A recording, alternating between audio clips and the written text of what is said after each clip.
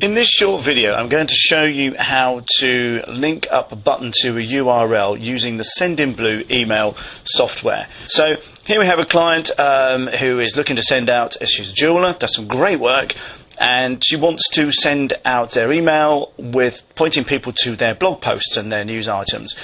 And we've created a button here at the bottom, and what we want to do is try and hook this up to a URL, the blog post on her website. So the first thing we do, we click on the button itself, and like the ones above it, we're going to put read more in here, and you just get rid of that and type in directly what it is that you want.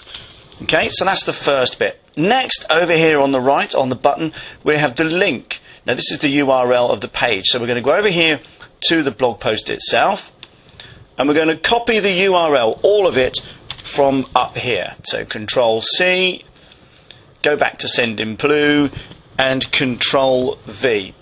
And then all we do is we just click off of that, anywhere else, and that's done. Really is that simple. So when you click back on the button, the read more text is already there, and the link URL is already there, and then we simply save and quit from that.